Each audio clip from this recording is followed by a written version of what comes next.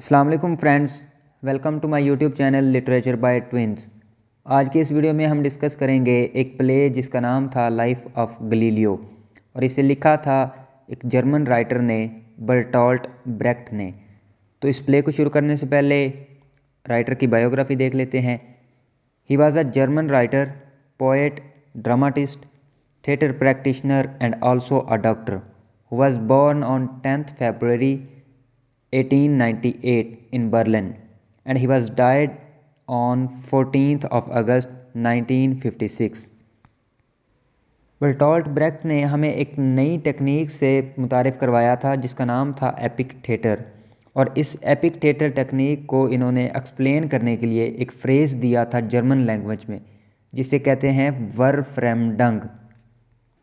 और इस फ्रेज़ वर्फ्रेमडंग के 3 और नाम हैं जिन्हें वी इफ़ेक्ट, एस्ट्रेंजमेंट इफ़ेक्ट और एलिनेशन इफ़ेक्ट भी कहते हैं। तो असल में ये एलिनेशन इफ़ेक्ट था क्या? तो ब्रेख्ट कहते हैं कि ऑडियंस को जो करैक्टर्स परफॉर्म कर रहे हैं स्टेज पर उनसे इमोशनली डिटैच होना चाहिए, यानी उनसे इमोशनली डिटैचमेंट, उनसे अलहदगी होनी चाहिए, लेकिन इंटेंशनली अटैच हों। अब इस बात का मतलब क्या है कि क्लासिकल ड्रामाज में जैसे हमने देखा कि करैक्टर्स के साथ ऑडियंस की इमोशनल अटैचमेंट होती थी, कथारसिस वाला सीन। लेकिन बर्टोल्ट ब्रेख्ट का मानना यह है कि ऑडियंस को इमोशनली एलिनेट होना चाहिए करैक्टर्स से, लेकिन इंटेंशनली वो अटैच हो सकते हैं। और यही चीज़ एपिक थिएटर था। अब हम इस प्ले के कुछ की फैक्ट्स को देखते हैं। इसे लिखा गया था 1938 में और इसे पब्लिश करवाया गया था 1943 में। जॉनरा इसका है एजिट प्रॉप, यानी पॉलिटिकल प्रोपेगेंडा। सेटिंग इसकी है वीनस, फ्लोरेंस और रोम। एंटोगनिस्ट है इसमें रोमन कैथलिक चर्च और कॉन्फ्लिक्ट इस प्ले का है साइंस और रिलीजन के दरमियान। तो ये सब तो था प्ले का इंट्रोडक्शन और इसके की फैक्ट्स। अब हम इसकी समरी को डिस्कस करेंगे। तो दोस्तों, इस प्ले को शुरू करने से पहले मैं आपको इसके कुछ करैक्टर्स के बारे में बता देता हूँ ताकि आपको स्टोरी को समझने में आसानी हो। तो इसका सबसे पहला और मेन करैक्टर जो है उसका नाम है गलीलियो। ये एक रियल हिस्टोरिकल फिगर है क्योंकि आप सबको पता है कि गलीलियो एक एस्ट्रोनॉमर और फिजिस्ट था जो कि 1564 से 1642 के दरमियान में गुजरा। तो इस प्ले में ये एक गलीलियो एक ऐसा शख्स है जो कि साइंस और रिलीजन के दरमियान में बटा हुआ है। इसके बाद एक करैक्टर है मिसिस सारती। ये गलीलियो की हाउसकीपर है और इस हाउसकीपर यानी मिसिस सारती का एक बेटा है जिसका नाम है एंड्रिया। ये इस गलीलियो का शागिर्द है। गलीलियो एंड्रिया को सोलर सिस्टम के बारे में बताता है। देन हमारे पास एक करैक्टर है जिसका नाम है लोडोविको मार्सिली। ये एक यंग फेलो है नोबल फैमिली से और इसकी माँ चाहती है कि ये गलीलियो से अपने साइंटिफिक नॉलेज के बारे में उससे गाइडेंस ले, यानी उसको अपना ट्यूटर हायर करे। और ये अपनी माँ की बात मानकर गलीलियो को अपना ट्यूटर हायर कर लेता है। देन लास्ट पे हमारे पास करैक्टर है वर्जीनिया गलीलियो। ये गलीलियो की बेटी है और बाद में इसकी मंगनी हो जाती है लोडोविको से। तो इस प्ले को समझने से पहले हमें सोलर सिस्टम के 2 मॉडल्स के बारे में जानना बहुत ज़रूरी है और वो है, पहला मॉडल है जियोसेंट्रिक मॉडल। और सोलर सिस्टम का ये मॉडल कहता है कि ज़मीन साकन है और सेंटर है और इसके इर्द गिर्द जितने भी स्टार्स, प्लैनेट, सन और मून, तमाम तर चीज़ें जो हैं इसके गिर्द रिवॉल्व करती हैं यानी घूमती हैं। यानी ये मॉडल ये डिक्लेयर करता है कि अर्थ जो है वो सेंटर है। जियोसेंट्रिक से मुराद, जियो मीन्स अर्थ। और इस मॉडल को रोमन कैथलिक चर्च जो है वो भी अप्रूव करता है, मानता है। देन हमारे पास दूसरा मॉडल है जिसका नाम है हीलियोसेंट्रिक मॉडल।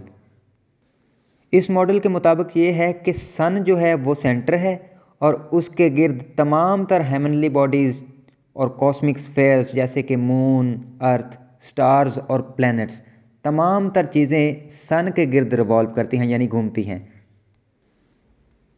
और ये मॉडल पेश किया था निकोलस कोपरनिकस ने। तो दोस्तों इन दो मॉडल्स को आप अच्छे तरीके से जहन में बिठा लीजिएगा ताकि ये आपको प्ले को समझने में मदद करेंगे। तो दोस्तों इस प्ले की शुरुआत होती है गलीलियो से, जो कि अपने शागिर्द एंड्रिया को सोलर सिस्टम के बारे में बताता है। वो इसे कोपरनिकस की थ्योरी के बारे में बताता है कि कोपरनिकस ने कहा था सूरज दरमियान में है और बाकी तमाम तर चीज़ें, सियारे, सितारे, ज़मीन और चाँद सूरज के गिर्द घूमते हैं।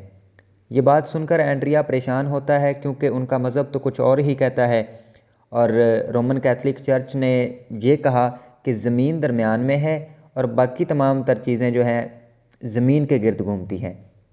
ये सब बातें एंड्रिया की माँ भी सुन लेती है, मिसिस सारती, और वो गलीलियो को मना करती है कि वो उसके बेटे को ऐसा कुछ भी ना पढ़ाए जो उसको मज़हब के ख़िलाफ़ ले जाए और उसकी आने वाली ज़िंदगी में कोई मुश्किल खड़ी कर दे। हालांकि गलीलियो पैडुआ यूनिवर्सिटी में मैथ का प्रोफेसर था, मगर अच्छी सैलरी ना होने की वजह से बसा औकात उसको भी परेशानियों का सामना करना पड़ता और ऐसी ही सिचुएशन से गलीलियो गुजर रहा था। तभी इन्हीं दिनों एक यंग फेलो जिसका नाम लोडविको मार्सिली है वो आता है और ये गलीलियो से रिक्वेस्ट करता है कि आप मेरे ट्यूटर बन जाएं। गलीलियो इस बात पर राज़ी नहीं होता मगर फिर अपनी हाउसकीपर मिसिस सारती के कहने पर राज़ी हो जाता है। अब गलीलियो ने यूनिवर्सिटी में दरख्वास्त दी थी कि उसकी सैलरी में इंक्रीज़ किया जाए, मगर यूनिवर्सिटी का सुपरवाइज़र आके बताता है कि बदकिस्मती से तुम्हारी सैलरी में इंक्रीज़मेंट नहीं हो सकता। इधर ये यंग फेलो लोडविको ना सिर्फ गलीलियो की माली परेशानी को ख़त्म करने का बायस बनता है बल्कि उसको एक आले के बारे में भी बताता है। और जब वो बताता है कि वो आला उसने एम्स्टर्डम में देखा था और उसके बारे में कुछ वजाहत देता है तो गलीलियो समझ जाता है कि ये आला टेलीस्कोप ही है। फिर गलीलियो इस टेलीस्कोप को बनाने की कोशिश करता है और काफ़ी मेहनत के बाद वो इसमें कामयाब हो जाता है। अब ये टेलीस्कोप बनाने के बाद फ़ौरन तौर पर उसको यूनिवर्सिटी एग्जीबिशन में पेश करता है और यूनिवर्सिटी का सुपरवाइज़र इस बात से बहुत खुश होता है कि गलीलियो ने कुछ नया ईजाद किया है और वो इसी के साथ उसकी सैलरी भी इंक्रीज़ कर देता है। फिर इसके कुछ दिन बाद एक डच मर्चेंट वहाँ पर आता है और उसके पास इस जैसी काफ़ी टेलीस्कोप्स थी। अब लोगों को पहले तो लगता था कि गलीलियो ने इस टेलीस्कोप को ईजाद किया था, मगर जब वो डच मर्चेंट आता है तो लोग समझ जाते हैं कि गलीलियो इनको धोखा दे रहा था और इसने ईजाद नहीं की। मगर तब तक गलीलियो इस टेलीस्कोप को इस्तेमाल करके कोपरनिकस की थ्योरी को सही साबित कर चुका होता है। और वो थ्योरी क्या थी कि सूरज दरमियान में है और बाकी तमाम तर चीज़ें ज़मीन के समेत सूरज के गिर्द घूमती हैं।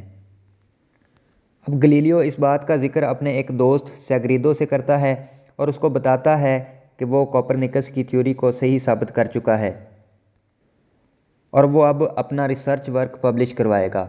जब सैग्रीदो उसकी ये बात सुनता है तो उसको वो बताता है कि इससे पहले एक शख्स ने सिर्फ कोपरनिकस का नाम लिया था और मजहबी लोगों ने उसको ज़िंदा जला दिया था और तुम इसकी थ्योरी को सही साबित करके अपना रिसर्च वर्क पब्लिश करवाने जा रहे हो, तो सोचो तुम्हारा क्या हाल होगा।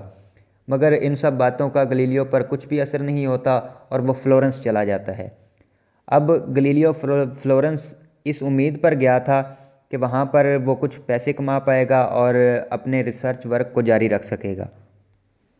अब फ्लोरेंस में गलीलियो टेलीस्कोप की वर्किंग के बारे में एक मैथमेटिशियन, एक थियोलॉजियन और एक फ़िलासफ़र को बताता है, मगर ये तीनों लोग इसकी बातों पर शक करते हैं। लेकिन कम से कम वो गलीलियो के लिए ये कर सकते हैं कि इसका रिसर्च वर्क क्रिस्टोफर क्लेवियस को पेश कर देते हैं। अब ये क्रिस्टोफर क्लेवियस कौन था? ये चर्च का चीफ साइंटिस्ट था। इन्हीं दिनों फ्लोरेंस में प्लेग आती है और मिसिस सारती गलीलियो को वापस वीनस जाने का बोलती है, लेकिन गलीलियो उसकी बात नहीं मानता और अपनी बेटी वर्जीनिया और एंड्रिया को वापस भेज देता है, जबकि मिसिस सारती उसके साथ ठहरती हैं। फिर गलीलियो क्लेवियस और उसके साथियों से मिलता है वेटिकन सिटी में। क्लेवियस और इसके दूसरे दोस्त इस बात से एग्री करते हैं कि गलीलियो ठीक कहता है। मगर ये सब कुछ चर्च के ख़िलाफ़ था, इसलिए गलीलियो को अपना रिसर्च वर्क पब्लिश करवाने की इजाज़त नहीं मिलेगी। इस सब के कुछ दिनों बाद चर्च का पोप मर जाता है और गलीलियो इस बात से खुश है क्योंकि अगला पोप उसका एक दोस्त मैथमेटिशियन कार्डिनल बारबरीनी बनने वाला था। और गलीलियो को इस बात की उम्मीद थी कि कार्डिनल जब पोप बनेगा तो वो अपना रिसर्च वर्क पब्लिश करवा पाएगा, मगर बदकिस्मती से ऐसा कुछ भी नहीं होता और उल्टा गलीलियो को गिरफ्तार कर लिया जाता है। अब गलीलियो को पोप के सामने पेश किया जाता है और इससे पहले कि पोप उसको कोई भी सज़ा सुनाता, गलीलियो अपनी कही हुई बात से मुकर जाता है और कहता है कि मेरा रिसर्च वर्क झूठा है, मैं भी वही मानता हूँ जो रोमन कैथोलिक चर्च मानता है। ये बात सुनने के बाद गलीलियो को रिहा कर दिया जाता है, मगर उसको उसी के घर में नज़रबंद कर दिया जाता है। इस बात के बाद गलीलियो के तमाम तर शागिर्द उससे मुतनफ़र हो गए और उसे छोड़ दिया, ये सोच करके कि गलीलियो एक कमज़ोर और बुज़दिल शख्स था। इसके 10 साल बाद गलीलियो अभी भी अपने घर में नज़रबंद था और उस पर कड़ी निगाह रखी जाती थी और उसे मजबूर किया जाता कि वो ऐसा कुछ लिखे जो चर्च के बिल्कुल मुताबिक हो, चर्च के मुखालिफ ना हो। उसके बाद मिसिस आरती का बेटा यानी एंड्रिया अपने उस्ताद को मिलने आता है गलीलियो को और तब गलीलियो उसको बताता है कि उसने अपनी जान बचाने के लिए झूठ बोला था ताकि वो अपना रिसर्च वर्क जारी रख सके। अगर वो मर जाता तो उसका रिसर्च वर्क वहीं पर ख़त्म हो जाता। और जब वो अपने घर में कैद था तो उसने एक किताब लिखी थी जिसका नाम था द डिस्कोर्सेस, और ये किताब गलीलियो अपने शागिर्द एंड्रिया को देता है और उससे कहता है कि इसको मुल्क से बाहर ले जाओ और पब्लिश करवा दो। एंड्रिया बिल्कुल वैसा ही करता है और इस किताब को छुपा कर बाहर नीदरलैंड भेज देता है और वहाँ पर ये बग़ैर किसी रोक टोक के पब्लिश हो जाती है और इसी के साथ ये प्ले ख़त्म हो जाता है।